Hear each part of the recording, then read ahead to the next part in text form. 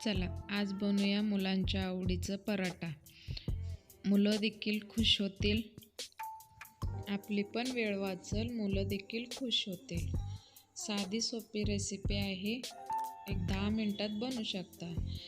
ह्याच्यासाठी मी 1.5 कप गव्हाचं पीठ घ्यायचं, मग 2 चम्मच बेसन पीठ टाकायचं, 1 चम्मच बारीक रवा टाकायचं, अर्धा चम्मच मीठ टाकून घ्यायचं, मग अर्धा चम्मच तेल टाकायचं, 1 चम्मच घेऊन सगळं मिक्स करून घ्यायचं.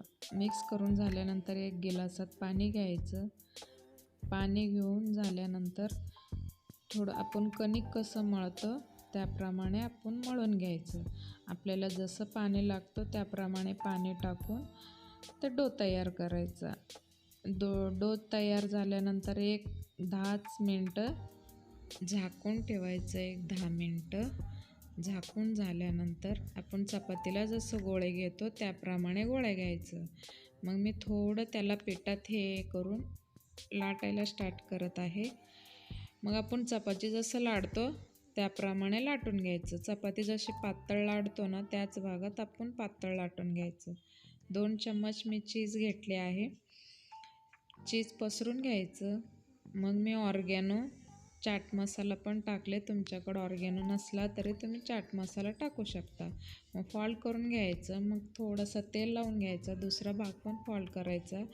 मग इकडं पण तेल लावायचं, त्या साईडला पण तेल लावून घ्यायचं. मग ते साईड पण फोल्ड करायचा, ह्या साईड पण फोल्ड करायचं. थोडं पीठ टाकून लाटून घ्यायचं.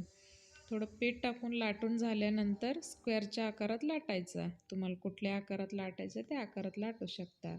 चिली फ्लेक्स टाकायचा वरून थोडा आणि कोथिंबीर कट करून टाकायचा.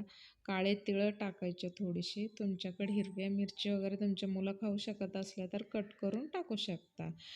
त्याला लाटून काढायचं. लाटून झाल्यानंतर तवा ठेवले तिकडं गरम करायला. मग थोडं तेल टाकून घ्यायचं. तेल टाकून झाल्यानंतर आपण ते टाकू शकता पराठा. मग पराठा टाकून झाल्यानंतर त्याला पलटी करून घ्यायचं.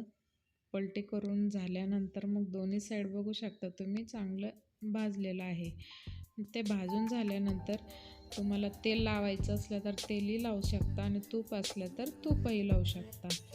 तूप लावून झाल्यानंतर मी परत पलटी मारून दुसऱ्या साईडला पण तूप लावून घेतले. तूप लावून झाल्यानंतर तुम्ही बघू शकता किती मस्त माझा मुलगा तर खाऊन खुश झाला. तुम्ही तुमच्या मुलांसाठी बनवू शकता. आपली वेळ पण वाचते आणि 10-15 मिनटात हा रेसिपी तयार होऊन